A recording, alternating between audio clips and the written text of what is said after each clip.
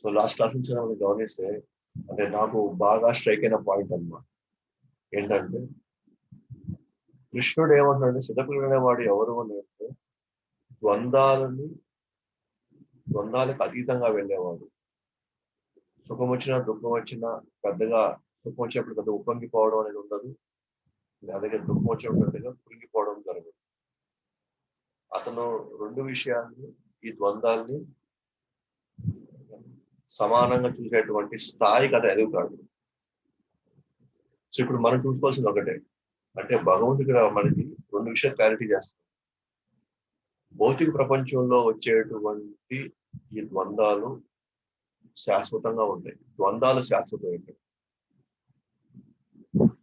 మనం భక్తి చేసినా భక్తి చేయకపోయినా, భగవంతుడు చెప్పిన న్యాయంగా ఉన్నా న్యాయంగా లేకపోయినా, ధర్మంగా ఉన్నా ధర్మంగా లేకపోయినా, మీరు ఎలా ఉన్నా సరే ద్వంద్వాలు పనిచేస్తాయి. సో మనం ఎటువంటి మార్గాన్ని అనుసరించినా కూడా ఇక్కడ ద్వంద్వాలు ఉంటాయి.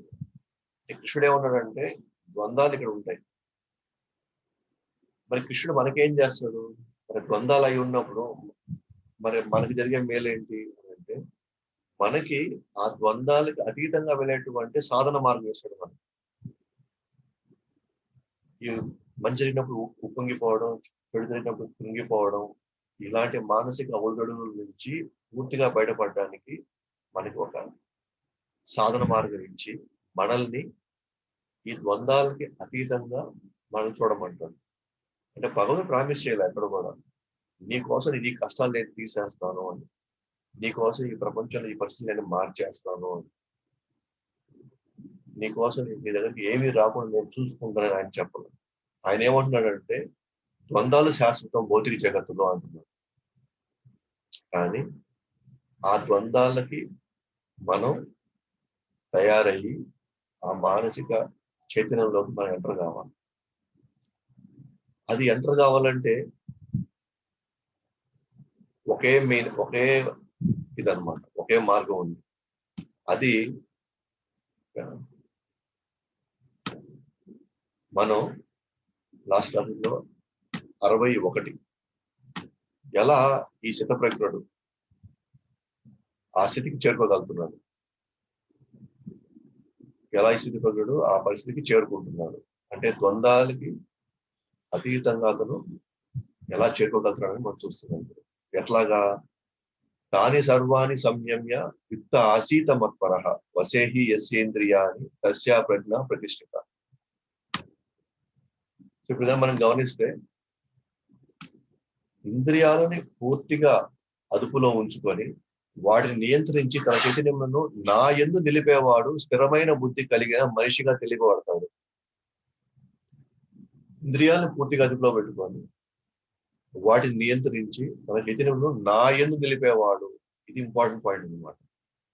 స్థితప్రజ్ఞుడు ఎలా అవుతాడు అని అంటే, తన ఇంద్రియాలని, తన మనసుని, బుద్ధిని, చైతన్యాన్ని పూర్తిగా కృష్ణుడి మీద ఎవరైతే పెడతారో అతను క్రమక్రమంగా స్థితప్రజ్ఞుడు అవడానికి అవకాశాలు ఉన్నాయి. అతను భగవంతుడి మీద పెడతాడు కాబట్టే భగవంతుడు తనకి ఆ స్థితిని ఇస్తాడు అన్నమాట. అంటే ఇక్కడ నేను సొంతంగా నేను సొంతంగా ఎంచుకున్న ఒక మార్గం, నాకు సొంతంగా నేనే తయారుస్తున్న ఒక మార్గం, కనిపెట్టిన మార్గంలో అతను ఎప్పుడు ద్వంద్వాలకు అతీతంగా పోలేడు, స్థితప్రజ్ఞుడు కాలేడు. అందుకే ఇక్కడ కృష్ణుడు గారిని గమనిస్తే కనుక ఇక్కడ మీరు ఈ శ్లోకంలో మత్పరహ, మత్ అంటే నా, పర యుక్త ఆసీత మత్పరహ, ఎవరు వారి యొక్క ఇంద్రియాలని, చైతన్యాన్ని పూర్తిగా నా మీద వాళ్ళు పెడతారు అతను స్థితప్రజ్ఞుడు అవుతాడు. సో ఇవాళ మనకు ప్రభుపాదులు వారు మొదటి అధ్యాయం మొదటి శ్లోకం నుంచి చివరి అధ్యాయం భగవద్గీతలో 18వ అధ్యాయం 78వ శ్లోకం వరకు దాన్ని మనం గమనిస్తే ప్రతి భాష్యంలో కూడా అక్కడ కృష్ణుడి మీద పెట్టమని ఎక్కడ ముందు శ్లోకాలు లేవు. 7వ అధ్యాయం నుంచి కృష్ణుడి మీద కృష్ణుడు చెప్పడమాట, నువ్వు నా మీద పెట్టు, నువ్వు నన్ను తలుసుకో, నీవన్నీ నాకు అర్పించు అని క్రమక్రమంగా చెప్పడం ప్రారంభిస్తాడు 7, 8, 9, 10లో. కానీ మొదటి 6 అధ్యాయంలో ఎక్కడ కూడా భగవంతుడు కృష్ణుడు డైరెక్ట్ గా నువ్వన్నీ నా మీద పెట్టు, నువ్వని నన్ను తలుచుకుంటా ఉండు అని ఎక్కడ ఉండదు అక్కడ యాక్చువల్గా. అంటే శ్లోకం పరంగా చూస్తే అక్కడ ఇవి ఉండవు అక్కడ. కానీ ప్రభుపాద మాత్రం భాష చెప్పుకుంటూ వస్తాడు అనమాట. ఏమని మనం స్థిరంగా ఉండాలంటే, మన భక్తులు ఎదగాలంటే మన ఇంద్రియాలు అదుపులో పెట్టుకోవాలి, మనం కృష్ణుడి మీద పెట్టాలి, కృష్ణుడి మీద పెట్టాలి, కృష్ణుడి మీద పెట్టాలని చెప్పుకుంటూ వస్తాడు అనమాట. అంటే ఫస్ట్ లేదు, కానీ ఆయన మాత్రం భాష చెప్పుకుంటూ వస్తాడు. ఎందుకనంటే ఇప్పుడు మనం గమనిస్తే ఇక్కడ ఈ శ్లోకం కనెక్ట్ చేస్తాడు అనమాట. ఎందుకంటే ఇక్కడ కృష్ణుడు చెప్తున్నాడు, నా మీద పెట్టు నీ ఇంద్రియాలని, నీ చైతన్యాన్ని నా మీద పెట్టు అని. సో ఇక్కడ ఈ ఈ పాయింట్ వరకు వచ్చేసరికి కృష్ణుడు కరెక్ట్ గా చెప్పాడు అనమాట, నా మీద పెట్టండి, తాని సర్వాణి సంయమ్య, అన్ని సర్వాణి.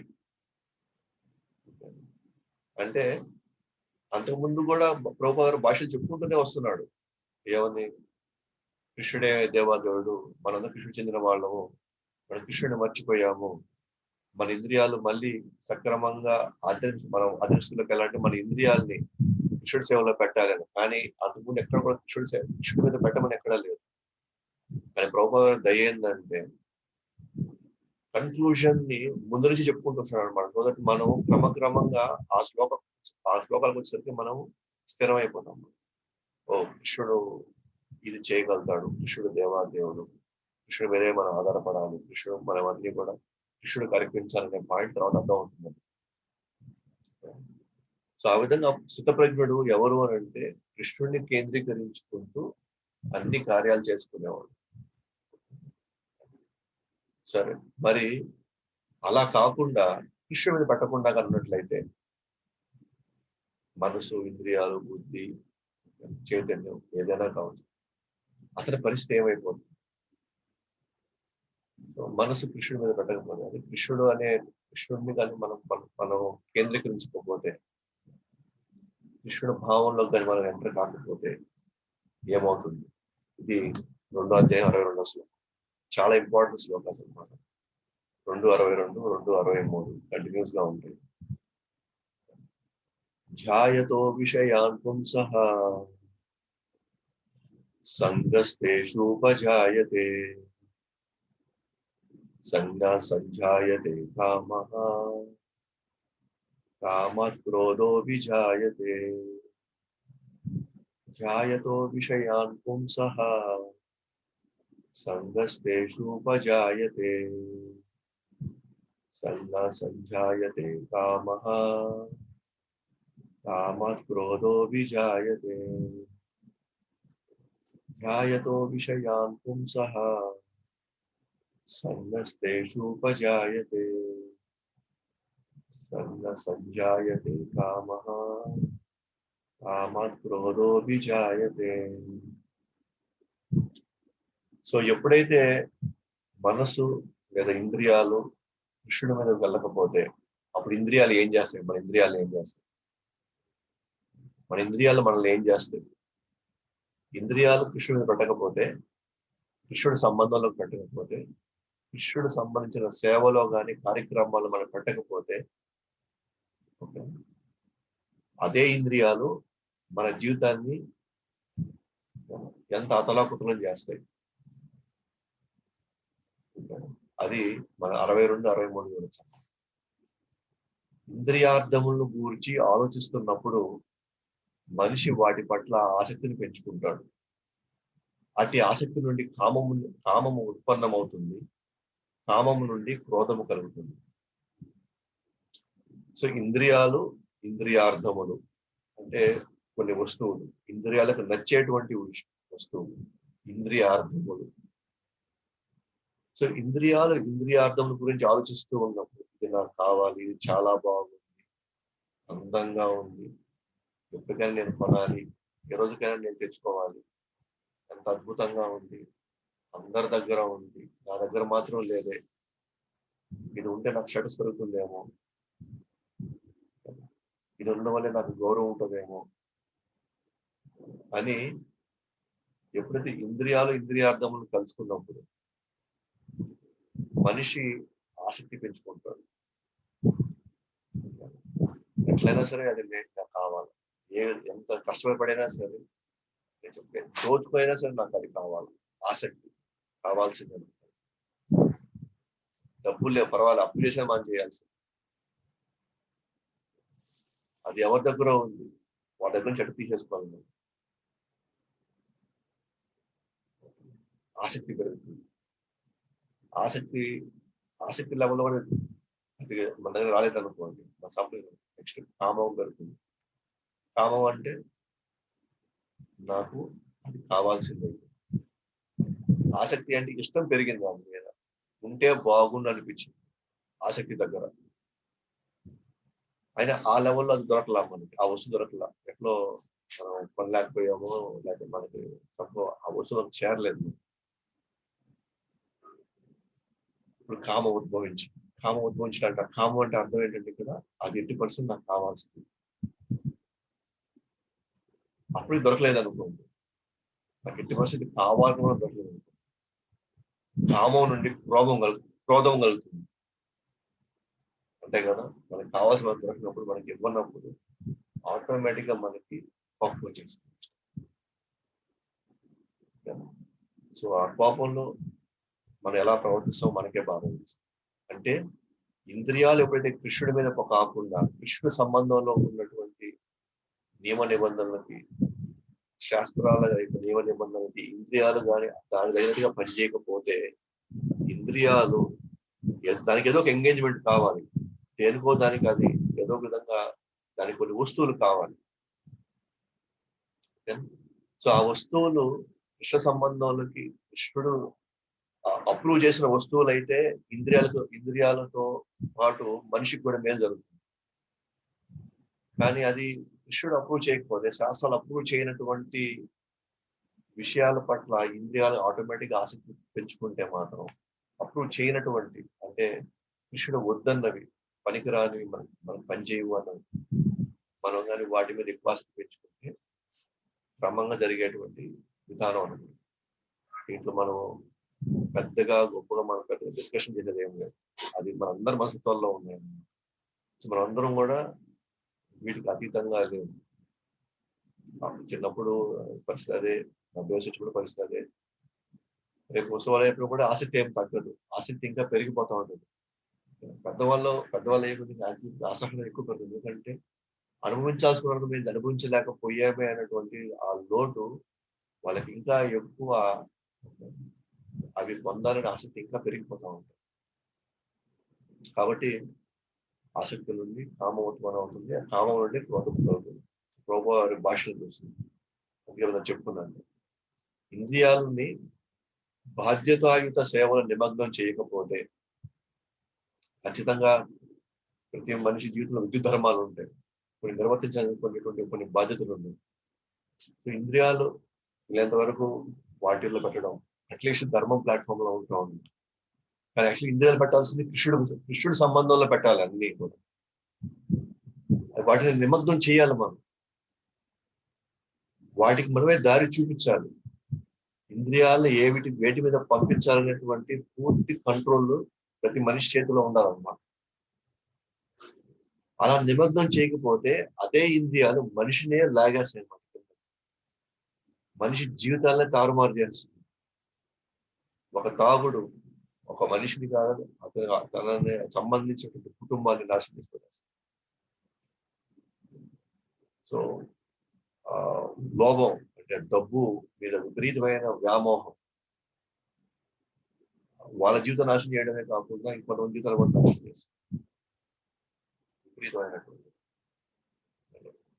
అంటే ఇంద్రియాలను తీసుకొని వెళ్ళి బాధ్యతల సేవల్లో పెట్టకుండా విచ్చలవిడితనంలో కానీ మనం రకరకాలుగా కానీ వాడినట్లయితే, సో కృష్ణుడి కార్యాల్లో పెట్టకపోతే నెక్స్ట్ ఉన్నత కార్యాల్లో వాడకపోతే నీచమైన కార్యాల్లో నిమగ్నం అవుతాయి. ఎందుకంటే ఇంద్రియాలకు ఏదో ఒక ఇది కావాలి, వస్తువు కావాలి. ఎందుకంటే కళ్ళకు ఒక అందమైన వస్తువు కావాలి, చెవులకు ఒక అందమైనటువంటి నాదం మ్యూజిక్ కావాలి, ముఖ్యంగా ఒక సువాసమైనటువంటి ఏదో వెదజల్లేటువంటి ఏదో ఒక వస్తువు కావాలి, నాలుగుకి ఏదో ఒక టేస్ట్ కావాలి, చర్మానికి దాని తగినట్టుగా ఏదో ఒక సేవ కావాలి. సో అంటే ఇంద్రియాలు ఉండేదే ఇంద్రియాలకి కనెక్ట్ అవ్వడం కోసం. కానీ బుద్ధి స్ట్రాంగ్ ఉన్నవాడు మాత్రమే ఇంద్రియాలను కూడా డైరెక్ట్ చేసుకోగలుగుతారు. ఏది రైట్, ఏది రాంగ్, ఎక్కడ చేయాలి, ఎక్కడ చేయకూడదు అని అర్థమవుతుంది. సో పెద్దలు కూడా పిల్లలు చూసినప్పుడు ఓకే, పిల్లలు రకరకాలుగా ఉంటారు. వాళ్ళకి జ్ఞానేంద్రియాలు ఇంప్రూవ్ కావు, కర్మేంద్రియాలు ఉంటాయి, కానీ జ్ఞానేంద్రియాలు ఇంప్రూవ్ కావు చిన్నప్పుడు. సో జ్ఞానేంద్రియాలు ఇంప్రూవ్ కావు కాబట్టి వాళ్ళ వాళ్ళ బుద్ధి ఇంద్రియాలని డైరెక్ట్ చేయలేదు. ఇప్పుడు ఒక పిల్లవాడు అక్కడే మూత్రం మూస్తున్నాడు అనుకోండి, సో లేదా అక్కడే అతను ఆ, విసర్జన చేశాడు అనుకోండి, మలమూత్రాలు విసర్జన. చిన్నపిల్లలు ఏం చేస్తాడు, ఆడే ఉంటాడు, లేదా దాన్ని అట్లా చూసుకుంటా ఉంటారు, దాన్ని అలా అనుకుంటా ఉంటారు వాళ్ళు, లేదా దాంట్లో పొడుకొని పళ్ళు దండలు పడతా ఉంటారు వాళ్ళు కూడా. వాళ్ళకి ఏం తెలియదు అసలు దాని గురించి. అంటే దాని అర్థం ఏంటి, కర్మేంద్రియాలు దానికి డైరెక్షన్ లేదు, దేని మీదైనా వెళ్ళిపోతుంది అన్నది, దానికి వస్తువులు కావాలి అంతే, వెళ్ళి దేనైనా తీసేసుకుంటుంది అనమాట. కానీ జ్ఞానేంద్రియాలు జ్ఞానం పెరిగినప్పుడు దాంతోపాటు వచ్చి జ్ఞానేంద్రియాలు వస్తాయి. ఎప్పుడు జ్ఞానం పెరిగి జ్ఞానేంద్రియాలు వస్తాయో అప్పుడు జ్ఞానేంద్రియాలు కర్మేంద్రియాలను కంట్రోల్ చేస్తాయి. ఓకే, కానీ మనం గమనించినప్పుడు ఇప్పుడున్న పరిస్థితుల్లో మన భౌతిక జగత్తులో ఇప్పుడున్న కాలంలో మనం గమనించిన పేరుకి మాత్రం బుద్ధి ఉంది, కానీ ఆ రైట్ జ్ఞానాన్ని లోపల ఇన్పుట్ లేదు. అంటే ఎగ్జాక్ట్ మాన్యువల్ లోపలికి ఫీడ్ కాలేదన్నమాట. ఎగ్జాక్ట్ మాన్యువల్ ఏంటి, భగవద్గీత భాగవత ఎగ్జాక్ట్ మాన్యువల్ అన్నమాట, జ్ఞానంలో ఫీడ్ అవ్వాల్సింది. అప్పుడు ఈ జ్ఞానం జ్ఞానేంద్రియాలు డైరెక్ట్ చేసి జ్ఞానేంద్రియాలు కర్మేంద్రియాలు డైరెక్ట్ చేస్తాయి. మరి పాయింట్ ఏంటంటే ఇక్కడ ఎప్పుడైతే మనం జ్ఞానేంద్రియాలని మనం జ్ఞానంతో జ్ఞానేంద్రియాలు తద్వారా కర్మేంద్రియాలను మనం కంట్రోల్ చేయకపోతే ఖచ్చితంగా మన ఇంద్రియాలు నీచ కార్యక్రమాల వైపు వెళ్తాయి. నీచమైనటువంటి పరిస్థితులకి తీసుకెళ్తాయి, ఇంద్రియాలు లాక్కి వెళ్ళిపోతాయి మనిషి. అయితే ఉన్నతమైన కార్యాల్లో పెట్టాలి అనేది ఎవరు చెప్పాలా, ఉన్నతమైన కార్యాల్లో ఉండాలి, మనల్ని అటువైపు అలాంటి అలవాట్ల వైపు పదే పదే పదే ఎవరు నడిపించాలి మనల్ని? చిన్నపిల్లలకు తెలియదు, చిన్నపిల్లలకు వాళ్ళకి వాళ్ళ ఇంద్రియాలను ఎక్కడ నిమగ్నం చేయాలో తెలియదు. అలాంటప్పుడు వాళ్ళు డైరెక్ట్ చేయాల్సింది ఎవరు? పేరెంట్స్. దురదృష్టశాతి ఇప్పుడు ఆ పేరెంట్స్కి ఇప్పుడు అలాంటిది కూడా ఇప్పుడు కూడా ఎవరి జ్ఞానేంద్రియాలు, ఎవరికి జ్ఞానేంద్రియాలు సరిగ్గా ఇది లేదు. ఒక జ్ఞానేంద్రియాలు ఉన్నా అది భౌతిక జగత్తు సంబంధించిన జ్ఞానం, దానికి సంబంధించిన జ్ఞానేంద్రియాలు దాని తగినట్టుగా వాళ్ళ ఇంద్రియాలు పనిచేస్తుంటాయి. ఇప్పుడు భౌతిక జగత్ ప్రకారం జ్ఞానం అంతా ఏంటి, డబ్బు ఉండే వాడు గొప్పవాడు, అది జ్ఞానం అన్నమాట. అప్పుడు జ్ఞానేంద్రియాలు ఎలా డైరెక్ట్ చేస్తే కర్మేంద్రియాలు డబ్బు ఎలా సంపాదించాలా అని మాత్రం తీసుకెళ్తాయి. అది న్యాయంగా సంపాదిస్తున్నామా అన్యాయంగా సంపాదిస్తున్నామా అది కూడా లెక్కలోకి లేదు. సంపాదించాలంటే అంటే దాని అర్థం ఏంటి, జ్ఞానానికి సరైనటువంటి ఇన్పుట్స్ లేవు కాబట్టి తన కళతో చూసేటువంటి ప్రపంచంలో డబ్బున్న వాటిని ఎక్కువ గౌరవిస్తున్నారు కాబట్టి ఆటోమేటిక్ గా ఇది ఈ కళ్ళ జ్ఞానేంద్రియాలు, తర్వాత చేతులు కాళ్ళు కర్మేంద్రియాలు. సో కొంత జ్ఞానం సంపాదించింది, చెవుల ద్వారా చూసింది, అర్థం చేసుకుంది, చెవుల ద్వారా కొంత విన్నారు, ఇవన్నీ అర్థం చేసుకుని ఒక జ్ఞానం ఫామ్ అయింది, ఓ డబ్బు ఉన్నవాడిని అందరూ లోపం అంతా చూస్తుంది అని. ఆ తర్వాత కర్మేంద్రియాలు ఇప్పుడు ఎలాగైనా సరే ఇప్పుడు ఏదో పని చేసి ఆ డబ్బులు సంపాదించాలి. ఆటోమేటిక్ గా ఇంద్రియాలన్నీ కూడా ఎక్కడికి వెళ్ళాయి, నీచ కార్యక్రమాల వైపు వెళ్ళిపోయాయి. ఆ డబ్బు సంపాదించి ఏం చేయాలా అని మాత్రం చూస్తుంది. మరి సంభవం ఎక్కడో దగ్గర ఎవరో మనం డైరెక్ట్ చేయాలి కదా, ఇది వచ్చి ఉన్నత కార్యాల్లో పెట్టాల్సింది. ఉన్నత కార్యాల్లో పెట్టినప్పుడు మాత్రమే అదే ఇంద్రియాలు మనుషుల్ని బాగు చేస్తుంది, అదే ఇంద్రియాలు మనుషులు ఉన్నత స్థాయికి తీసుకెళ్ళగలుగుతాయి, ఉన్నత స్థాయికి తీసుకెళ్ళగలుగుతాం. అంటే ఇంద్రియాలని ఎక్కడ నిమగ్నం చేస్తున్నాం, ఎలా నిమగ్నం చేస్తున్నాం అది మోస్ట్ ఇంపార్టెంట్. అది చాలా ఇంపార్టెంట్ అన్నమాట. సో ముఖ్యంగా భగవద్గీత భాగం చదివే భక్తులకి లేదా మనలాంటి వాళ్ళకి క్లియర్గా అర్థమవుతుంటది, నా ఇంద్రియాలు నేను ఇప్పుడు ఎక్కడ ఉపయోగిస్తున్నాను, ఎటువంటి విషయాల పట్ల నేను ఉపయోగిస్తున్నాను, ఇది కృష్ణుడికి ఇష్టమైందా, కృష్ణుడికి నచ్చందా, గురువుకి ఇష్టమైనా గురువుకి నచ్చందా మనకు అర్థమైపోతుంది. గురువుకి నచ్చంది అని అంటే మాత్రం అంటే మన నీచ కార్యక్రమాల వైపు మన ఇంద్రియాలు వాడుతున్నాం అనమాట. తద్వారా ఏమవుతుంది, మళ్ళీ మనమే పతనం అవుతాం. కృష్ణుడు సంతోషపెట్టే విషయాలు ఉన్నాయనుకోండి, అటువైపు మనం కానీ మన ఇంద్రియాలు పెట్టామనుకోండి, ఆటోమేటిక్గా మనం ఉన్నత స్థాయికి వెళ్తున్నామని అర్థం. అయితే మొదటిగా అయితే మనకు కంట్రోల్ కావాలి, కంట్రోల్ రావాలన్నమాట. అది ఎట్లా కంట్రోల్ అవుద్ది ఏంటి అనేది తర్వాత చూద్దాం. కానీ మొత్తానికి అయితే ఇంద్రియాలకు కానీ సరైనటువంటి వ్యాపకం ఇవ్వకపోతే డెఫినెట్ గా అవి నీచమైన కార్యక్రమాలు నిమగ్నం అవుతాయి ఇంద్రియాలు. అందుకే మన ఉదాహరణ కూడా సంస్కారాలు, అలవాట్లు. సో కేవలం మనుషులు, ముఖ్యంగా తల్లిదండ్రులు, గురువు వీళ్ళు ఇవ్వాల్సిన పరిస్థితి అనమాట. సంస్కార అలవాట్లు క్రమక్రమంగా వాళ్ళలో జ్ఞానేంద్రియాల ద్వారా కర్మేంద్రియాలను డైరెక్ట్ చేసే విధంగా వాళ్ళకి ఒక డైరెక్షన్ ఇవ్వాల్సింది ఎవరు అని అంటే పెద్దవాళ్ళు. లేకపోతే జంతు జీవనంలో జ్ఞానేంద్రియాలు ఈ జ్ఞానం లేదు కాబట్టి అవి ఒకటే వాటికి కావాల్సింది తినడం, పడుకోవడం, పిల్లలు పుట్టించడం, అంతవరకు వాటికి తెలుస్తుంది. అంతకు మించి వాటికి ఇంక వేరే వైపు నుంచి తన జ్ఞానం ఇంకా వెళ్ళడానికి అవకాశం లేదు. సో ఇంద్రియాలని ఇలాగే ఉపయోగించాలి, ఈ పదంలో ఉపయోగించాలి, వీటి కోసం మనం ఉపయోగించాలి అని చెప్పాల్సినటువంటి వాళ్ళు ఎవరు? పెద్దవాళ్ళు. ఆ పెద్దవాళ్ళు ఒక గురు డైరెక్షన్ లో ఉండాలి.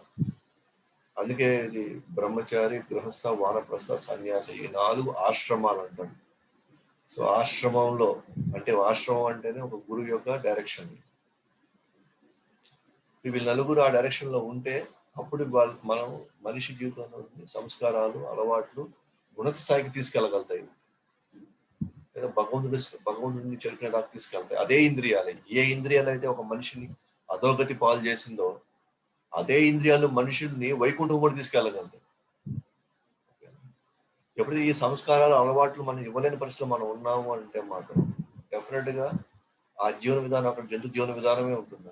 అంటే అక్కడ ఏముంటుంది, ఎప్పుడు కొట్లాట్లు, ఇబ్బందులు, ఒకరి మీద ఒకరు ద్వేషించుకోవడము, ఇవే ఉంటాయి అక్కడ.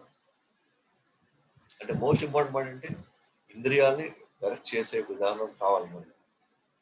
దానికంటే ముందు ఏది ఉన్నత స్థాయి, ఏది నీచ స్థాయి, నీచమైనది ఏది ఉన్నతమైనది అది తెలుసుకోవాలి. అది తెలుసుకోవాలంటే మనకి పర్ఫెక్ట్ గా ఉండేది భగవద్గీత, భాగవతం తెలుసుకున్నటువంటి ఆచార్యులు, వాళ్ళ యొక్క నియమ నిబంధనలు కానీ ఉండగలిగితే, డైరెక్షన్ కానీ ఉండగలిగితే అప్పుడు మనం ఉద్ధరించబడతాం అన్నమాట. మన సొంత తెలివితేటలతో మనం సొంతంగా ఎప్పటికీ మనం నిమగ్నం కాలేము, మన వల్ల కాదు అది. అందువల్ల ఎంతో మంది యోగులు, ఋషులు, మునులు ఎంతో మంది పతనం అయిపోయారు కూడా. ఎందుకంటే చాలా మంది వరకు వాళ్ళ సొంత ప్రయత్నం మీద చేయాలని ట్రై చేస్తారు, కానీ అది జరిగే. అందుకే ఇక్కడ స్థితప్రజ్ఞుడు ఏం చేస్తున్నాడు, తన ఇంద్రియాలని, తన చైతన్యాన్ని కృష్ణుడి మీద పెడుతున్నాడు. ఎప్పుడైతే కృష్ణుడి మీద పెట్టినప్పుడు ఏముంటుందంటే ఇప్పుడు దైవ చైతన్యంలోకి వెళ్ళిపోతాం మనం. భౌతిక చైతన్యం నుంచి దైవ చైతన్యంలోకి వెళ్ళిపోయినప్పుడు దైవ చైతన్యం భౌతిక చైతన్యాన్ని కంట్రోల్ చేయగలుగుతుంది. సో మనం ఆధ్యాత్మిక చైతన్యంలోకి వెళ్లకుండా భౌతికంలో ఉండేటువంటి ఇంద్రియ వేగాల్ని మనం ఆపలేము. ఆధ్యాత్మికంగా కూడా భగవంతుడు శ్రీకృష్ణుడి యొక్క సంరక్షణలో కానీ మనం లేకపోతే ఎప్పుడైనా ఏదైనా జరగచ్చు, ఎప్పుడైనా ఎలాంటి పత్రమైనా జరగచ్చు, ఏ స్థాయి వ్యక్తికైనా జరగచ్చు, దాంట్లో ఎలాంటి సందేహం లేదు. కాబట్టి ఇక్కడ కృష్ణలో ఇంద్రియాలు మనసు లగ్నం చేసేవాడు ఉన్న స్థాయికి వెళ్ళగలుగుతాడు. అలా చేయలేనప్పుడు కృష్ణలో కానీ లేకపోతే అధోగతి పాలడానికి అవకాశం. మనకు రెండే చాయిసెస్ కనిపిస్తున్నాయి. ఒకటి ఇంద్రియాలని, మనసుని కృష్ణుడు చెప్పిన విధానంలో మనం కొద్ది కష్టమైన, ఇబ్బంది అయినా ముందుకెళ్ళడమా, లేదా మనసు నచ్చినట్టుగా, ఇంద్రియాలకు నచ్చినట్టుగా మనం జీవితాన్ని ఒక నియమ నిబంధనలు లేకుండా అధోగతి పాలవడం అనేది జీవుడి యొక్క స్వతంత్రత అన్నమాట. మనకి ఎప్పుడు స్వతంత్రం ఉంది, ఇటు వెళ్దామా అటు వెళ్దామా. ఈ రెండు అట్లా కానప్పుడు, మనం క్షేత్రంలో కానీ లేకపోతే మాత్రం డెఫినెట్ గా పతన స్థాయిలోకి వెళ్ళడమే. అంటే ఇవాళ మనం భౌతిక ప్రపంచంలో పెద్ద పెద్ద బిల్డింగ్ లో ఉండొచ్చు, పెద్ద పెద్ద హోదాలో ఉండొచ్చు, కానీ విషయం ఏంటంటే వాళ్ళు పతన స్థితిలో ఉన్నారు. పూర్వజన్మ కర్మలు ఉన్నాయి కాబట్టి దానికి వాళ్ళు ఇవాళ అనుభవిస్తారు. కానీ కృష్ణ జన్మగాలు లేకపోతే డెఫినెట్ గా మనసు ఇంద్రియాలు ఇంకా భౌతికంగా కూరుకొని పోయి ఇంకా వాటి చెప్పినట్టుగా అతను ఆడుతూ ఉంటాడు అన్నమాట. కానీ స్థితప్రజ్ఞుడు ఎలా ఈ భౌతిక ఆకర్షణ నుంచి ఎలా అతను బయటపడ్డాడు, భౌతిక ద్వంద్వాల నుంచి అతను ఎలా బయటపడ్డాడు, ఇంత ఆకర్షించేటువంటి ఈ భౌతిక ప్రపంచంలో ఎన్నో అందాలు ఉన్నాయి, ఎన్నో ఎన్నో పరికరాలు ఉన్నాయి, ఎన్నెన్నో అద్భుతాలు జరుగుతున్నాయి ఇక్కడ. కానీ స్థితప్రజ్ఞుడు వాడికి ఆకర్షణ కావట్లే, వాడికి ఎక్కడ కూడా అతను అవకాశం ఇవ్వట్లేదు. ఇంద్రియాలు ఇంద్రియార్థంలో కలిసే అవకాశం ఇవ్వట్లే ఆయన. ఎందుకంటే ఇంద్రియాలని ఉన్నతమైన ఇంకా టేస్ట్ మీద పెట్టాడు అనమాట, హయ్యర్ టేస్ట్ మీద పెట్టాడు. మనం లాస్ట్ 60వ శ్లోకంలో చూసాం అనమాట, విషయా వినివర్తంతే ఆ శ్లోకంలో. సో ఎవరైతే వాళ్ళ ఇంద్రియార్థాలు కంపల్సరీ కావాల్సిందే. ఇంద్రియార్థాలు లేకుండా మనం ఎప్పుడు మనం కంట్రోల్లో ఉండలేము. ఖచ్చితంగా ఇంద్రియార్థాలు కావాల్సిందే. కానీ ఆ ఇంద్రియార్థాలు మనం కృష్ణుడి యొక్క అందం నుంచి, కృష్ణుడి యొక్క కథల నుంచి, కృష్ణుడి యొక్క లీలల నుంచి మన మన ఇంద్రియాలని కృష్ణుడి సేవలో పెట్టినప్పుడు, అలా పెట్టినప్పుడు మన హయ్యర్ టేస్ట్ అనుభవిస్తాం అన్నమాట. ఇంకా ఎక్కువ రుచి ఎక్కువ అనుభవిస్తాం. ఎప్పుడైతే ఈ రుచి ఎక్కువ ఉందో అప్పుడు భౌతిక ఆకర్షణలకు మనం ఏమాత్రం మనం లొంగిపోము. కృష్ణ చైతన్యం లేకుండా భౌతిక ప్రపంచం యొక్క ఆకర్షించి నేను బయటపడ్డాను అంటే అతను మోసపోయినట్టే అర్థం. ఎందుకంటే ఈ మెట్టు నుంచి ఇంకో మెట్టుకి ఎక్కాలంటే వేరే పై మెట్టు ఉన్న సపోర్ట్ కూడా కావాలి కదా. అలాగే ఇక్కడ కూడా దీనికంటే హయ్యర్ టెస్ట్ దొరికితే కానీ ఇంద్రియాలకు ఇప్పుడు మన ప్రస్తుతానికి ప్రపంచంలో ఉన్న చాలా వస్తువులు, సెల్ ఫోన్లు అవ్వచ్చు, లేదా ఒక టీవీలు అవ్వచ్చు, లేకపోతే ఒక ఇల్లు కొన్నాం అనుకోండి, ఇల్లంతా పోయి చూపించాం అన్నమాట. బ్రహ్మాండ డిజైన్స్, ఆ డిజైన్స్, ఈ డిజైన్స్, ఈ టైల్స్ అని ఏదో ఈ కబోర్డు రకరకాలుగా చూపిస్తాం. అంటే ఇంద్రియార్థంలో వచ్చినట్టు ముడిపడాల్సిందే. అంటే అది బై డిఫాల్ట్ ఇంద్రియాలతో కలవాల్సిందే. కానీ అందువల్ల ఇక్కడ భౌతిక ప్రపంచంలో ఏది కనిపించినా మన ఇంద్రియాలు పోయి ఆకర్షితులు అయిపోతాయి. కానీ భౌతిక ప్రపంచంలో వస్తువులు అవి శాశ్వతం కాదు కాబట్టి ఏం జరుగుతాయి, మనల్ని అధోగతి పాలు చేస్తాయి. అందువల్ల కానీ మన అధోగతి పాలు కాకూడదు ఇక్కడ. కానీ ఇంద్రియాలతో కలవాలి. కలవకుండా అయితే నేను అవి తిన్ను, నేను అవి తాగను, నేను వాటిని నాకు ఇంకా అవి వాటి వైపు నేను చూడను అలాంటప్పుడు కళ్ళు ఎందుకు, నేను చూడలేకపోయినప్పుడు కళ్ళు ఎందుకు, నేను తినలేనప్పుడు నాకు నోరెందుకు, నాలుక ఎందుకు. అంటే ఇంద్రియాలు ఇచ్చాడు, డెఫినెట్గా ఇంద్రియార్థాలు కావాల్సిందే. ఇంద్రియార్థాలను కలవకుండా ఇంద్రియాలు పనిచేయవు, ఇంద్రియాలు ఉండలేవు. కానీ అదే ఇంద్రియాలను పట్టుకొని మనం అధోగతి పాలు కాకూడదు. భౌతిక ప్రపంచంలో ఇంద్రియార్థాలతో మనం కలుసుకుంటూ ఉంటే మనల్ని ఖచ్చితంగా మన నీచ స్థితికి తీసుకెళ్ళిపోతాయి. కానీ మన నీచ స్థితికి పోకూడదు, అధోగతి పాలు కాకూడదు, మన జీవితాన్ని మనమే నాశనం చేసుకోకూడదు. అలాంటప్పుడు ఏం చేయాలా, ఇంద్రియాలని అతీతమైనటువంటి, ఇంకా ఆకర్షకమైనటువంటి, ఇంకా రుచికరమైనటువంటి వాటి మీద మన ఇంద్రియాలు పెట్టాలి. కాబట్టి కృష్ణ చైతన్యంలో ఉన్నవాడు మాత్రమే, మనకు తెలుసు కృష్ణుడి కంటే మించిన అందమైన వాడు లేడు, అది శాస్త్రాలే ఒప్పుకుంటాయి. అలాగే కృష్ణుడికి ఇచ్చినటువంటి పువ్వులు, ఆయనకు అర్పించిన పువ్వులు సువాసన అంతకంటే మించింది లేదు. సో కృష్ణ కథ, కృష్ణ కీర్తన వినడం కంటే మించింది చెవులకి లేదు, దర్శనం కళ్ళకి. అలాగే ఆయన కృష్ణ ప్రసాదానికి, కీర్తన పాడడానికి నోరు, నాలుక, గొంతు. అలాగే ఆయన సేవ చేసుకోవడానికి కావాల్సిన చర్మం. అంటే ఐదు ఇంద్రియాలని 5 ఇంద్రియాల వైపు, ఇంద్రియార్థాల వైపు మనం ఫిక్స్ చేయబోతున్నాం అనమాట. హయ్యర్ టేస్ట్ ఇస్తుంది. అప్పుడు భౌతిక ప్రపంచ ఆకర్షణ మనం లోను కానప్పుడు ఆటోమేటిక్ కామము, ఈ క్రోధం ఉద్భవం, ఆ క్రోధం నుంచి తర్వాత ఇంకేం వస్తుంది నెక్స్ట్ చూద్దాం. సో మీకు అర్థమైంది అనుకుంటాను. ఇంద్రియాలే మన ఉన్నత స్థాయికి తీసుకెళ్ళగలితే అధోగతి పాలు చేస్తాయి. ఉన్నతమైన స్థాయిలోకి వెళ్ళాలి అనుకుంటే మాత్రం దాని అర్థం ఏంటి? కృష్ణ చైతన్యంలో పెట్టాలన్నమాట. కృష్ణుడు ఏది తినమంటే, ఏది తీసుకోమంటే, ఏది కావాలంటే వాటి మీదే మనం వెళ్ళాలి. కృష్ణుడి ఫలాన్ని వద్దు అంటే అది ఎంత ఆకర్షణంగా ఉన్నా, మనకి ఎంత మేలు చేసేది మనకు అనిపించవచ్చు. అయినా కూడా కృష్ణుడు అది వద్దని చెప్పాడు కాబట్టి మనం వాటి వైపు వెళ్ళకూడదు. ఎవరైతే ఈ పరిస్థితిలో ఉంటారో వాళ్ళ ఇంద్రియాలను కంట్రోల్ చేసిన వాళ్ళు. ఎందుకంటే వాళ్ళ ఇంద్రియాలు మామూలుగా అయితే విచ్చలవిడి చేస్తున్నాయి. అది తీసుకో, ఇది తీసుకో, ఇది కోను, అది రుచి చూడు, ఇది చూడు అని చెప్తా ఉంది. కానీ ఇప్పుడు ఏమైంది? తనకు తానుగా లేదు, భగవంతుడు చెప్పింది ఇది, భగవంతుడు ఇది వద్దన్నాడు, ఇది కావాలన్నాడు అంటే ఆ వ్యక్తి పూర్తి కంట్రోల్ ఉన్నాడని అర్థం. ఎందుకంటే తనకు నచ్చినా కృష్ణుడు వద్దని చెప్తున్నాడు కదా, కాబట్టి వద్దు అంటే అతను పూర్తి కంట్రోల్లో ఉన్నాడని అర్థం. అలాగే కృష్ణుడు తీసుకోమంటున్నాడు కొన్ని, యాక్చువల్ నాకు నచ్చలు అవి, కానీ అయినా నేను తీసుకుంటున్నాను అంటే దాని అర్థం ఏంటి?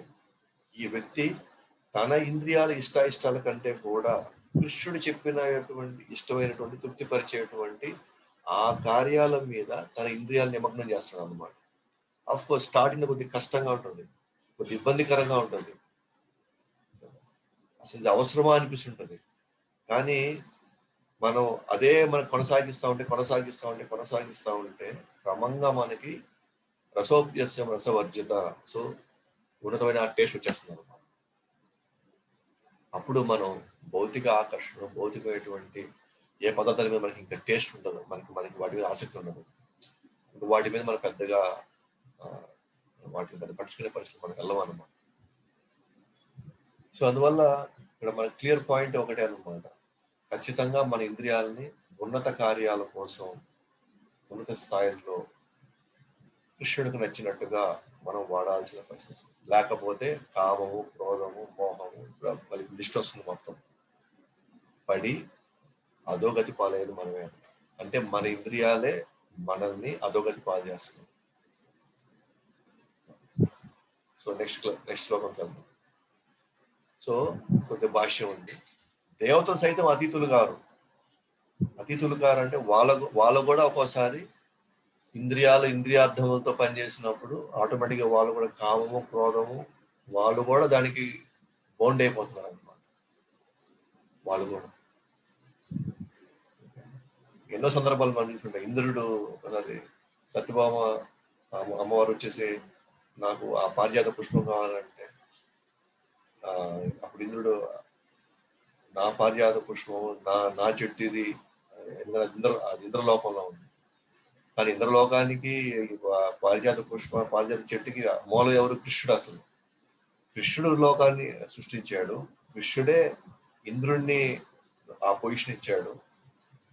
కానీ అయినా కూడా చూడండి ఇంద్రుడికి ఎంత ఆసక్తి, ఇది నా లోకానికి కాదు, ఇది నా పువ్వు, ఈ చెట్టు నా లోకం కాదు, ఈ చెట్టు నాది, కాబట్టి నా పర్మిషన్ ఉండాలంటున్నాడు. అంటే దేవతలు కూడా ఆసక్తి పోతారు, వాళ్ళ ఇంద్రియాలు కూడా ఇంద్రియార్థముల వైపు ఆసక్తులయ్యి ఎప్పటికైనా వాళ్ళు కూడా ఇబ్బందులు పడతారు. అంటే అందుకని దేవతలు కూడా అతీతులు, స్పెల్లింగ్ మిస్టేక్ ఉంది కదా, అతీతులు కాదు, వాళ్ళు సైతం పడతారు. ఇక్కడ ఉదాహరణకి ప్రభుపాద వారి భాషను, శివుడు లాంటి గొప్ప గొప్ప వైష్ణవులు సైతం ఒక్కోసారి, సో ఆయన కూడా పార్వతి అమ్మవారికి ఆయన కూడా ఆకర్షితులై ఉన్నాడు. పార్వతమ్మవారిని ఇంకో విధంగా చెప్పంటే మాయాదేవి, ఆయన ఆమెకు ఆకర్షణ తప్పేం లేదు. కానీ అందరినీ మాయలో పెట్టగలిగేది, ఏ పరిస్థితి మాయ పెట్టగలిగేది ఎవరు? పార్వతీదేవి. అలాంటిది హరిదాస్ ఠాకూర్ని ఏం చేయలేకపోయాడు. సో హరిదాస్ ఠాకూర్ ఎవరు అంటే మన చైతన్య చరితామృతంలో చూస్తే కనుక హరిదాస్ ఠాకూర్ పేరు నామాచార్య అనే బిరుదిస్తారు అన్నమాట చైతన్య మహాప్రభు. ఎందుకంటే రోజుకి 192 రౌండ్లు జపం చేసేవాడు, 64 64 64. సో ఒకసారి ఆయనకి స్వయంగా పార్వతమ్మవారి మాయాదేవి రూపంలో వచ్చి ఆయన గడప దగ్గర ఉంటుంది అన్నమాట. వచ్చి అంటే ఈమె ఈమె కానీ తలుచుకుంటే శివుణ్ణి కూడా ఆకర్షించగలిగింది. కానీ హరిదాస్ ఠాకూర్ పూర్తిగా 24/7 100% కృషిజన్లో ఉన్నాడు కాబట్టి మాయాదేవి వచ్చి ఆమెకున్న అన్ని శక్తులు ట్రై చేసింది అన్నమాట. ఇతన్ని ఎలాగైనా సరే వశం చేసుకోవాలా. వశం అంటే ఇక్కడ ఆ తప్పుడు అర్థం కాదు. అంటే ఇతను నిజంగా ఆ స్థాయి వ్యక్తి ఇతను ఉన్నాడా, ఇతను నిజంగా ఆ స్థాయి నిగ్రహం ఇతనిలో ఉందా లేదా టెస్ట్ చేయడానికి వచ్చినారు. ఎందుకంటే మాయాదేవి లాస్ట్ టెస్ట్ పెట్టదు మనకి, ఇక్కడ నుంచి మనం గోలోకం పోవడానికి. అన్ని రకాలుగా ఒక వ్యక్తి అన్ని రకాలుగా ఛాలెంజెస్ ఫేస్ చేసుకుంటూ వెళ్ళాలి. తన పరువు సమస్య వస్తుంది, ఒకసారి తన మానవమాన పరిస్థితి ఒకసారి టెస్ట్ చేయబడుతుంది, తన నిజాయితీ టెస్ట్ చేయబడుతుంది, తన నిగ్రహం టెస్ట్ చేయబడుతుంది. అందరూ రకరకాల స్థాయిల్లో ఒక్కొక్క వ్యక్తి ఒక్కొక్క రకంగా టెస్ట్ చేయబడతాడు. కానీ ఎవరైతే కృష్ణుడి మీద పూర్తిగా ఆధారపడ్డాడో, కృష్ణుడి మీద పూర్తిగా తన జీవితాన్ని అర్పించేశాడో, తను ఇంకెక్కడ లొంగడనమాట. కానీ మాయాదేవికి ఇది ఏంటంటే మనం ఫేక్ గా రియల్ అని తేల్చేస్తుంటుంది ఆమె. సో హరిదాస్ ఠాకూర్ కంప్లీట్ గా 24 hours నిమగ్నం అయిపోయాడు కాబట్టి. సో జనరల్ గా అందరూ మన్మధుడికి మన్మధుడు బాణానికి అట్రాక్ట్ అయిపోతాడు. ఇంకా మాయాదేవి స్వయంగా వచ్చింది అంటే ఇంకెవరు తాళలేరు అన్నమాట. అదే చెప్పాను, శివుడు సైతం ఆమెకు ఆకర్షించబడాల్సింది. కానీ హరిదాస్ ఠాకూర్ ఆకర్షణ కాదు. ఆమె అందానికి కావచ్చు, ఆమె అభినయాలకు కావచ్చు, అస్సలు ఎక్కడ కాదు. సుమంత కూడా అతనికి ఇది కాదు.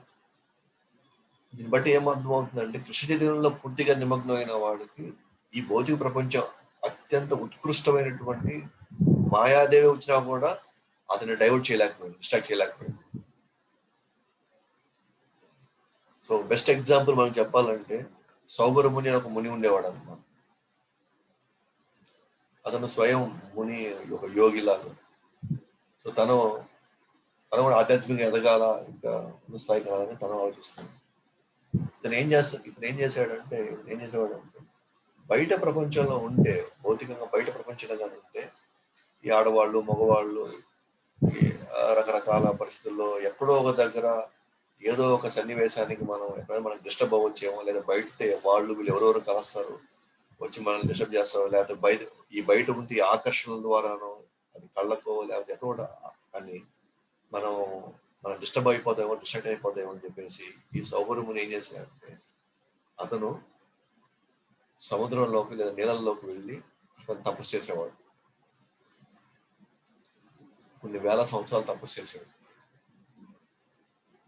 నీళ్ళల్లో వెళ్ళి తపస్సు చేశాడు. తపస్సు చేస్తున్నాడు.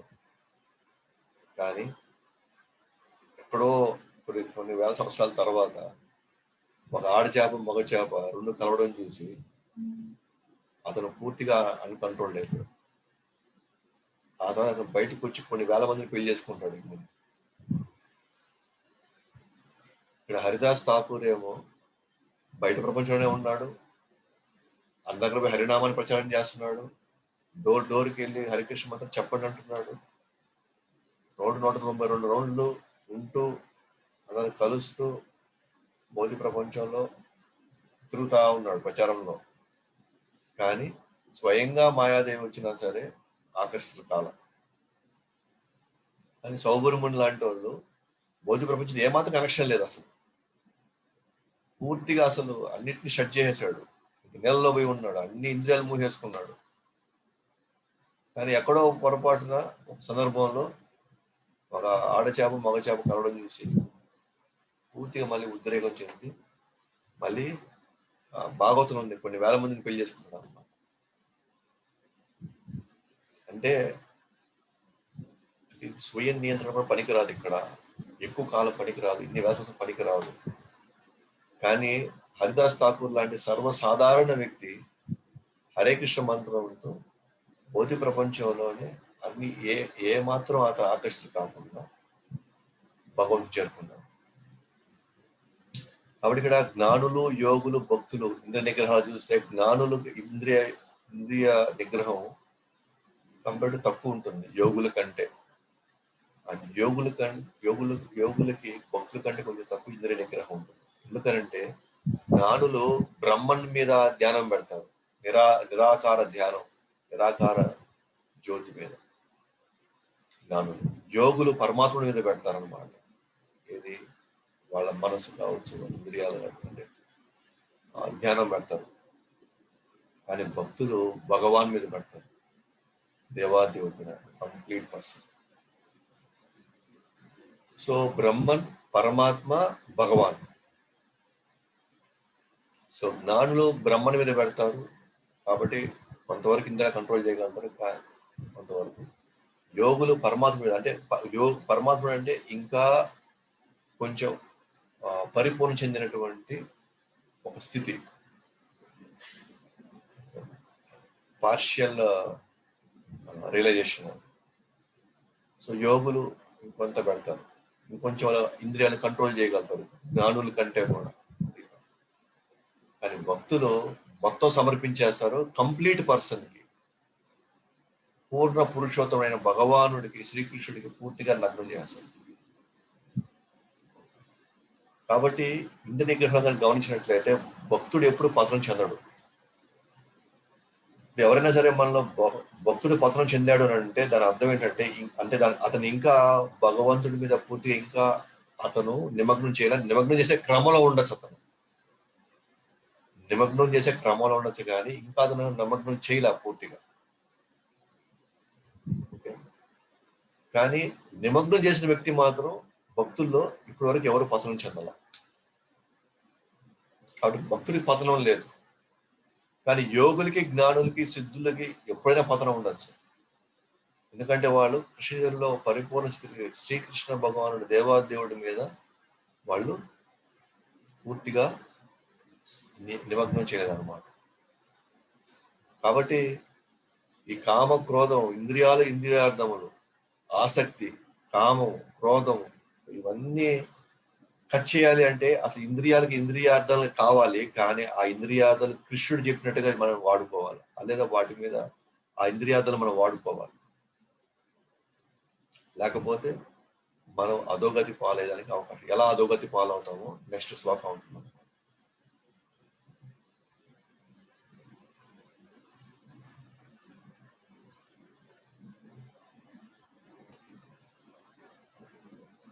సో 2వ అధ్యాయం 63వ శ్లోకం. క్రోధాద్భవతి సమ్మోహః, సమ్మోహాత్ స్మృతి విభ్రమః, స్మృతి భ్రంశాత్ బుద్ధినాశో, బుద్ధినాశాత్ ప్రణశ్యతి. క్రోధాద్భవతి సమ్మోహః, సమ్మోహాత్ స్మృతి విభ్రమః, స్మృతి భ్రంశాత్ బుద్ధినాశో, బుద్ధినాశాత్ ప్రణశ్యతి. క్రోధాద్భవతి సమ్మోహః, సమ్మోహాత్ స్మృతి విభ్రమః, స్మృతి భ్రంశాత్ బుద్ధినాశో, బుద్ధినాశాత్ ప్రణశ్యతి. ఇప్పుడు ఫస్ట్ 62 శ్లోకంలో మనం కామం దాకా వచ్చాం, క్రోధం దాకా వచ్చాం. క్రోధం తర్వాత ఏమవుతుంది? నెక్స్ట్ క్రోధం నుండి పూర్తి మోహం వస్తుంది. ఎందుకంటే ఆసక్తిగా ఉన్నప్పుడు ఆ వస్తువు దొరకలేనప్పుడు కామం వస్తుంది, నాకు కావాల్సిందేనని. కావాల్సిందే అన్నప్పుడు అది దొరకనప్పుడు కోపం వస్తుంది. క్రోధం నుండి పూర్తి మోహము ఉత్పన్నమవుతుంది. మోహము నుండి స్మృతి భ్రమ కలుగుతుంది. స్మృతి భ్రమించినప్పుడు బుద్ధి నశిస్తుంది. ఇక బుద్ధి నశించినప్పుడు మనిషి తిరిగి సంసార గర్తములో పడిపోతాడు.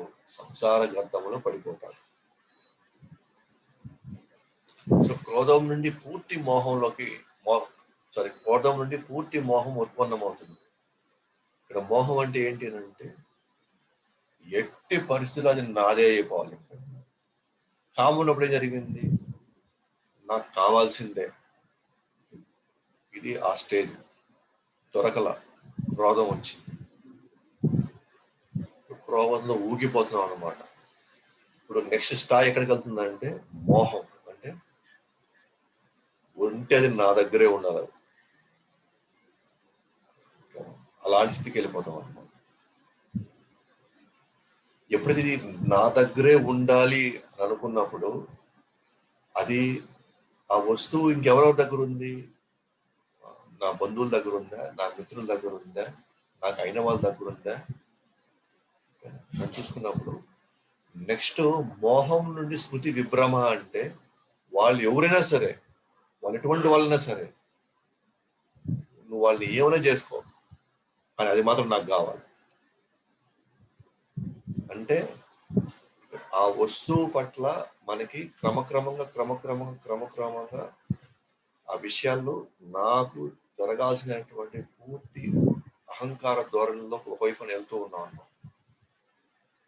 స్మృతి భ్రమించిపోతుంది. అంటే వస్తువు కోసం మనం మనుషులు కూడా పోగొట్టుకు పరిస్థితికెళ్తామా? వస్తువుల కోసం మనం బంధువుల్ని, మిత్రుల యొక్క సంబంధాలు మనం తెంపుకోగలుగుతామా?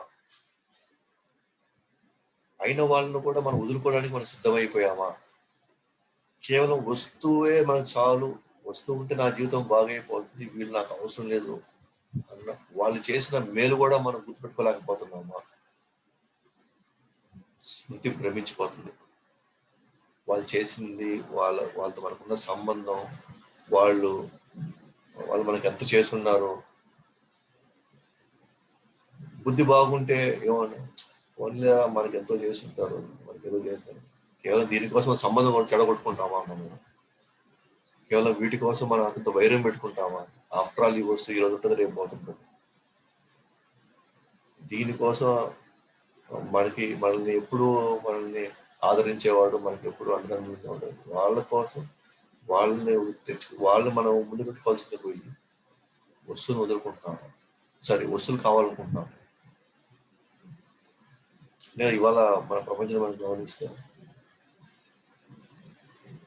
మామూలుగా అయితే వస్తువులను వాడుకోవాలి, మనుషుల్ని ప్రేమించాలా. ఇప్పుడు పరిస్థితి ఏంటంటే వస్తువులను ప్రేమించి మనుషులను వాడుకుంటున్నాం.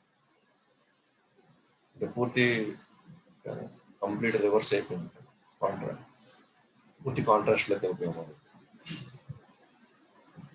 అంటే స్మృతి భ్రమించడం అంటే ఏంటి? స్మృతి అంటే ఏంటి? వాళ్ళకి సంబంధించిన మనకున్న సంబంధం ఆ వ్యక్తులతో. కానీ ఇవాళ అధిక మోహంతో ఉంటే నా దగ్గర ఉండాల్సింది, ఎవరి దగ్గర ఉండాల్సిన అవసరం, వాళ్ళు ఎవరైనా సరే, అయిన వాళ్ళైనా సరే, మనకి అత్యంత ఆప్తో అయినా సరే, నథింగ్ డూయింగ్ అది నా దగ్గర ఉండాల్సింది. తర్వాత స్మృతి భ్రమించినప్పుడు బుద్ధి నశిస్తుంది. బుద్ధి నశించినప్పుడు మనిషి తిరిగి సంతానం. ఇంకా బుద్ధి నశించినప్పుడు ఏమవుతుందంటే అవసరమైతే మనం చంపేసి తీసుకొచ్చేసి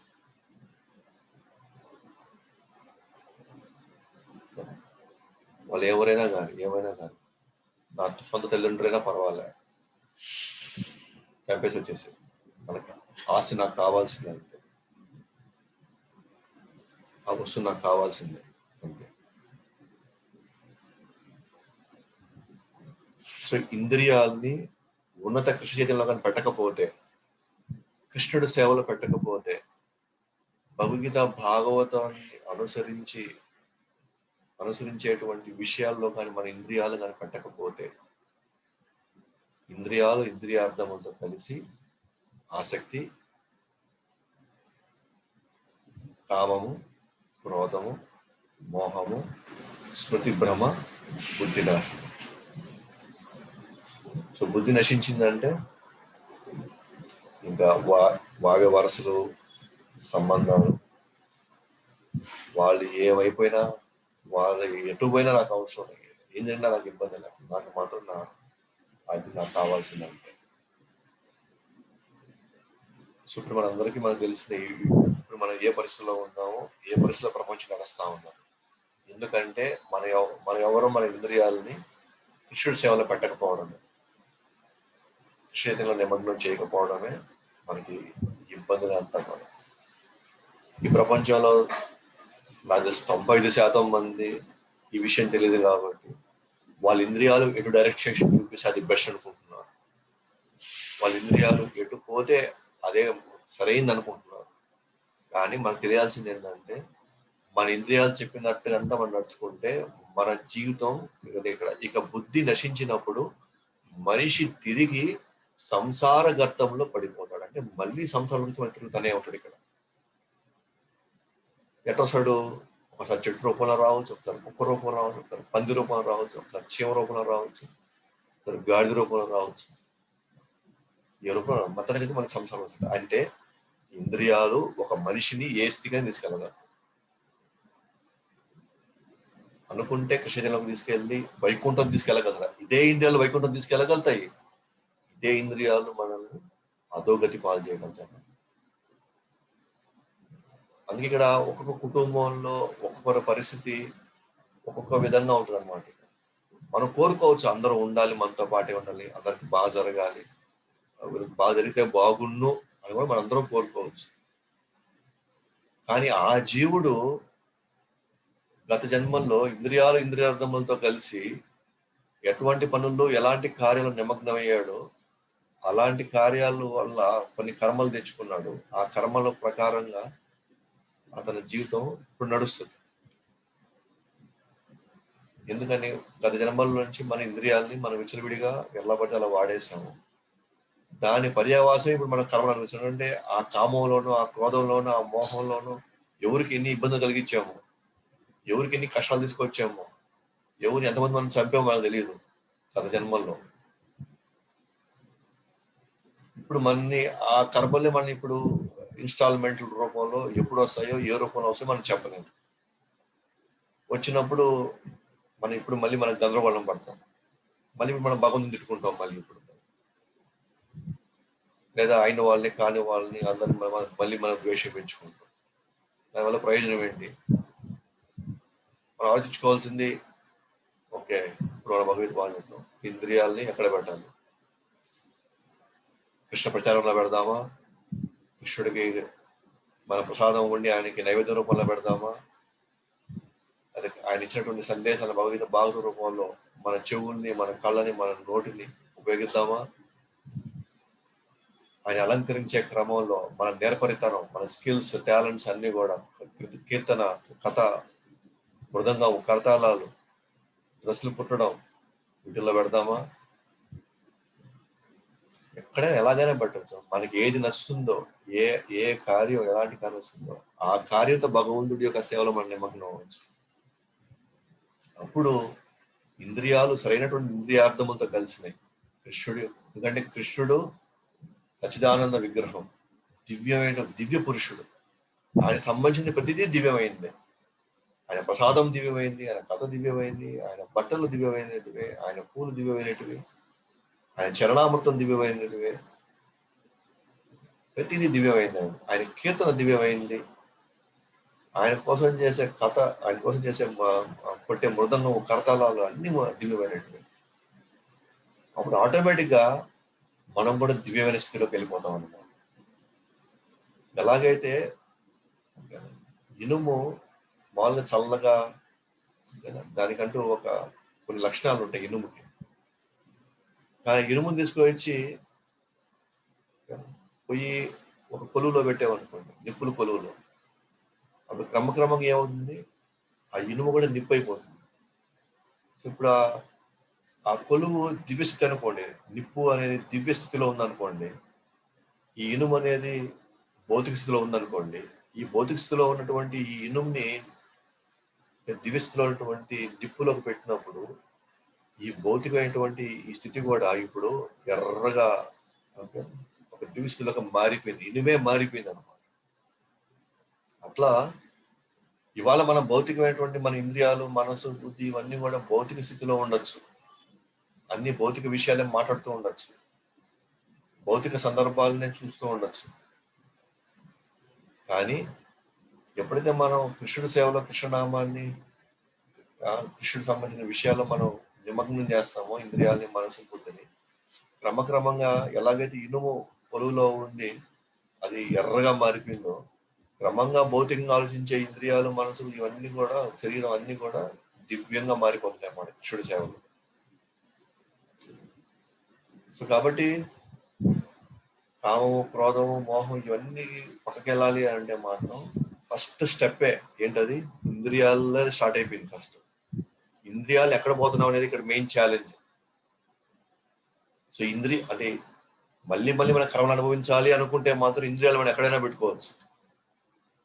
లేదు నాకు ఇది ఆఖరి జన్మ కావాలి, నేను 80% నేను వైకుంఠానికి వెళ్ళిపోవాల్సిందంటే టైం వేస్ట్ చేసుకోకుండా మన ఇంద్రియాలని సరైన వాటి కృష్ణుడి సంబంధంలో పెట్టాలి. కానీ ప్రతిసారి మన కృష్ణ సంబంధం పెట్టి అంత కంట్రోల్ మన దగ్గర ఉంటుందా? ఉండదు. అంత మన స్కిల్స్ మన దగ్గర ఉంటాయా? మన దగ్గర ఉండవు. ఎందుకంటే మనలో ఆల్రెడీ ఉన్న త్రిగుణాలు కామక్రోధ మదమాత్సర్యాలు ఆల్రెడీ మనం లాగుతూ ఉంటాయి కిందకి. మన పాత వాసన మళ్ళీ మనం దూరం తీసుకెళ్తా ఉంటాయి. మనకి అంత నిజంగా అంత అతీతమైనటువంటి నిగ్రహ శక్తి మన దగ్గర ఉందా? తీసుకుని వెళ్ళి కృష్ణుడు సేవలు ఎలా పెట్టాలి, ఎప్పుడు పెట్టాలి, ఏ పరిస్థితి బట్టి మనకు తెలుసో మనకు తెలియదు. అందుకే మనకి లైవ్ గురువు అవసరం. అతను మనం చదివేసి మన మానసిక స్థితి అర్థం చేసుకొని మన స్వభావం అర్థం చేసుకొని మన వాసనలు అర్థం చేసుకొని మనల్ని ఎక్కడ ఎప్పుడు ఎలా అని ఆయన వాడుకోగలిగితే మనల్ని మన అదృష్టం అన్నమాట. గురువు మనం వాడుకోగలిగితే మన అదృష్టం.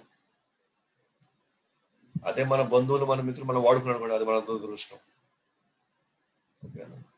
కాబట్టి గురువు చేత మనం వాడబడదామా, లేదా సమాజంలో మనం వాడబడదామా అనేది మన డెసిషన్. ఇప్పుడు మొత్తానికి ఎవరో ఒకరు మనం వాడుకుంటారు, అయితే అది గ్యారంటీ. పిల్లలు వాడుకోవచ్చు, బంధువులు వాడుకోవచ్చు, మిత్రులు వాడుకోవచ్చు, ఎవరైనా మనం వాడుకోవచ్చు, కానీ మొత్తానికి అయితే మనం వాడబడతాం.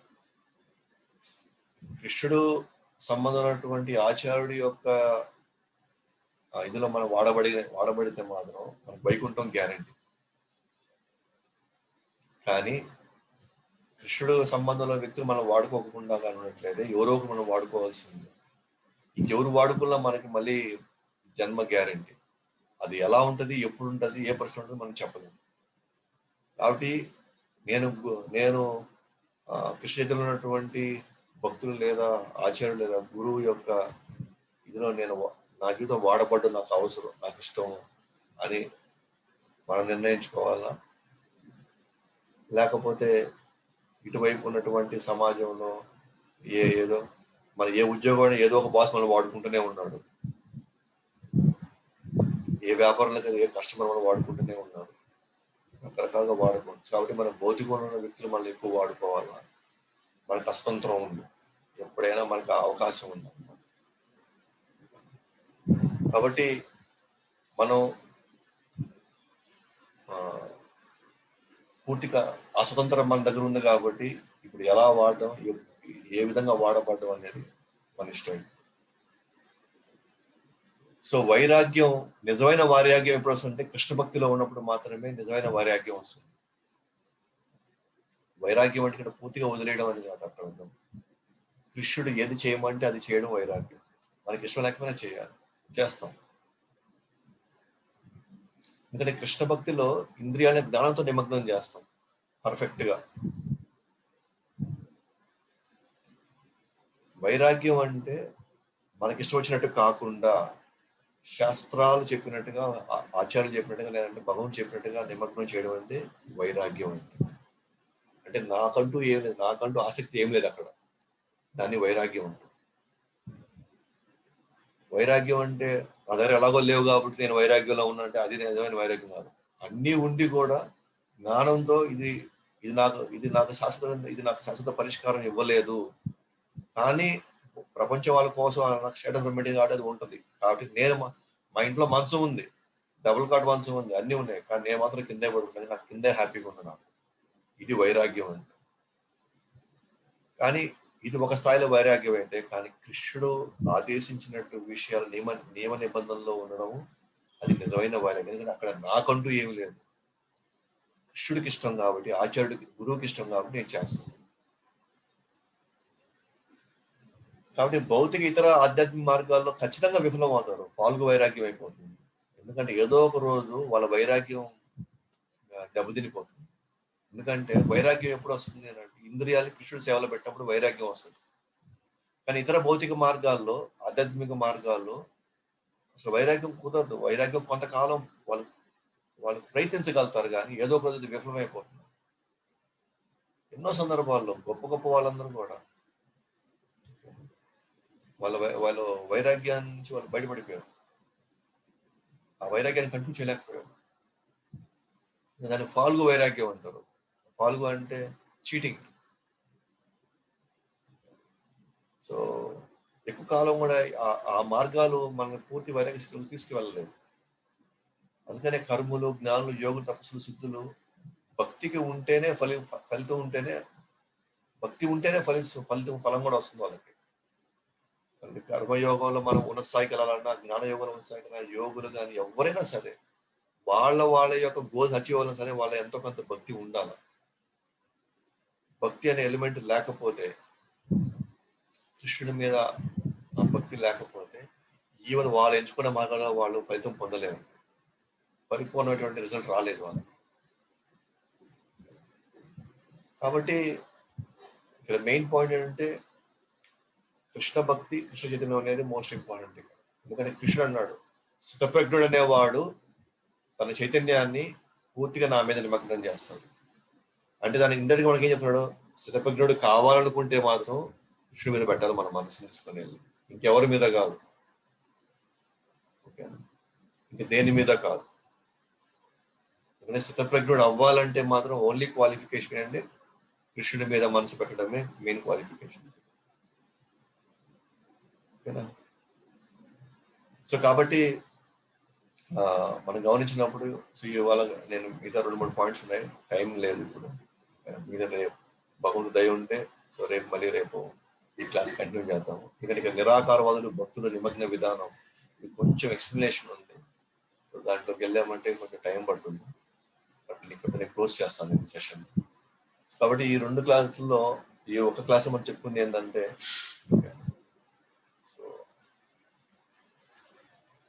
ఇంద్రియాలు, ఇంద్రియార్థములతో తదేకంగా వాటి మీద మనం ధ్యాస పెట్టినప్పుడు ఖచ్చితంగా ఆసక్తి పెరుగుతుంది.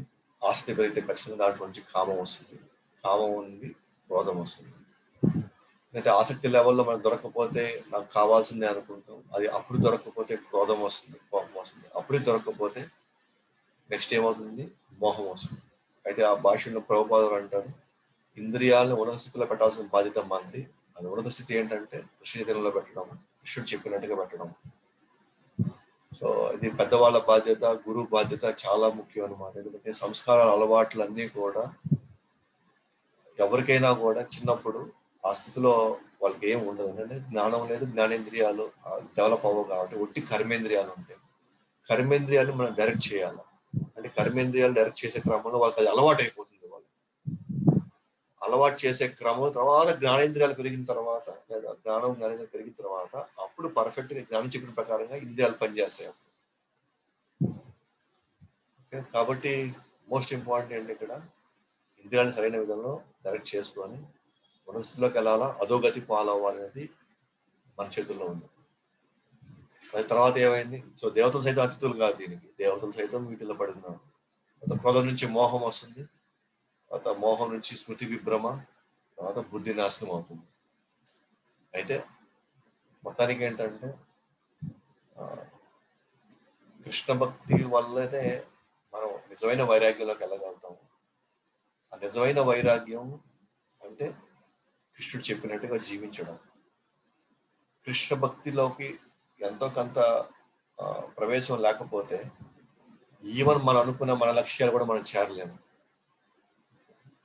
అండ్ కృష్ణ భక్తులకి అది కాకుండా ఇంకా వేరే అనేక మార్గాల్లో మనం వైరాగ్యం తెప్పించాలని ట్రై చేస్తే, అంటే మనం ప్రాక్టీస్ చేస్తే కనుక మనం ఎక్కువ కాలం కూడా ప్రాక్టీస్ చేయలేము. డెఫినెట్గా ఎక్కడో దగ్గర మళ్ళీ మనం పతనం అవుతాం. మనం చెప్పుకున్నాం సౌకర్యముని గురించి. సో తాను ఇంద్రియాలు కంట్రోల్ చేయాలనుకుంటున్నాడే కానీ కృష్ణుడికి అది అర్పించడం లేదు వాటిని. కాబట్టి కొన్ని వేల సంవత్సరాలు అతను చేసినా కూడా అది కూడా సముద్రంలో 2 చేపలు కావడంతో అతను కంప్లీట్ గా అతను అవుట్ ఆఫ్ కంట్రోల్ లోకి వెళ్ళిపోయాడు. సో ఆ విధంగా ఇట్ ఈస్ మోస్ట్ ఇంపార్టెంట్ అనమాట. నిజంగా ఎవరైతే సరే నిజంగా ఇవాళ మనం ఉన్నత స్థితిలోకి వెళ్ళాలనుకుంటున్నాం, ఉన్నత స్థానాలకు వెళ్ళాలనుకుంటున్నాం, మనసుని కంట్రోల్ చేయాలనుకుంటున్నాము, ఈ భౌతిక ప్రపంచంలో ఆకర్షణలు మనల్ని అధోగతి పాలు చేయకుండా మనం పోరాడాలని అనుకుంటే మాత్రం ఒకటే మార్గం ఏంటంటే క్రమక్రమంగా మనం హరే కృష్ణ మంత్రం జపం స్టార్ట్ చేయడం. క్రమక్రమంగా మనం భగవంతుడి సేవలు తీసుకోవడం, భగవద్గీత భాగవతం చదవడం, ఉత్సవాల్లో పాల్గొనడం, ఇవన్నీ మనకి ఉన్నత రుచిని ఇవ్వడానికి ప్రయత్నిస్తాయి. సో ఇవాళ ఒక కుటుంబం 20 మాళ్ళు, 50 మాళ్ళు, 100 మాళ్ళు, 120 మాళ్ళు ఒకే రోజులో చేయగల స్థితికి వెళ్తున్నాము అంటే మనం కృష్ణ సంబంధంలోకి తీసుకొచ్చిన ఒక సర్వసాధారణ వ్యక్తికి మీకున్న సంబంధంలో ఇంత చేయగలిగినప్పుడు ఇంకా దేవాది దేవుడు శ్రీకృష్ణుడికి మన నిజంగా ఆయన ఎవరో తెలుసుకుంటే, నిజంగా ఆయనలో ఉన్న ఆ ప్రేమ, ఆ కరుణ, ఆ దయ, దేవుడు అసలైన స్వరూపం మనం అర్థం చేసుకోగలిగితే, ఆయన గుణాలు మనం అర్థం చేసుకోగలిగితే మనం ఎంత చేయగలుగుతాం, ఏం చేయగలుగుతాం చూడండి, ఆలోచించండి. ఒకప్పుడు మీరందరూ 2 మాలు చేయాలంటేనే కష్టం అనుకునేవాళ్ళు, ఎక్కడ టైం ఉంది అనుకునేవాళ్ళం. కానీ ఇవాళ మన కరోనా సమయంలో మనం ఇవన్నీ మనం చేయాలి, అందరి కోసం వచ్చేటప్పుడు ఆల్మోస్ట్ 70% మీరు 32 రౌండ్స్ చేస్తున్నారు. అన్నీ అంటే వైపు వ్యాపారమో లేదా ఉద్యోగమో లేకపోతే ఇంట్లో పనులు, బాధ్యతలు అన్ని గృహస్థులుగా అన్ని పనులు చేసుకుంటూ ఇప్పుడు ఎక్కడి నుంచి వచ్చిన టైం, ఎలా వచ్చిన టైం అంత నమ్మకం ఎలా వచ్చింది? సో ఒక సర్వసాధారణ వ్యక్తితో ఉన్న సంబంధానికి మీరు ఇంత చేస్తే ఇంకా దేవాదేవుడు శ్రీకృష్ణుడితో ఉన్న సంబంధంలో వెళ్తే మనం ఏం చేయగలుగుతాం మీరు ఆలోచించండి, ఏ స్థితిలో చేయగలుగుతాం, ఏ స్థాయిలో చేయగలుగుతాం మీరు ఆలోచించండి. సో ఇవన్నీ కూడా ఆ స్థితప్రజ్ఞుడు ఏం చెప్తున్నాడు ఇక్కడ, కృష్ణుడి మీద ఎవరైతే వాళ్ళ మనసుని, బుద్ధిని లేకపోతే ఇంద్రియాలని వాళ్ళ చేతికి పెడతారో ఈ భౌతిక జగత్తు యొక్క ద్వంద్వాలకి, అలజడులకి, ఆకర్షణలకి అతను బయటపడతాడు. భౌతిక ప్రపంచం మారదు, సమస్యలు ఆగకుండా ఉండవు. ఎప్పుడైనా ఏదైనా మన జీవితంలో ఎన్నో రకాల అలలు వస్తూనే ఉంటాయి. కృష్ణుడు మాత్రం నేను ఈ అలలు ఆపేస్తాను, ఈ అలజడులు ఆపేస్తాను, ఈ ద్వంద్వాలు నేను ఆపేస్తాను ఎక్కడ కూడా మనకు మాట ఇవ్వట్లేదు.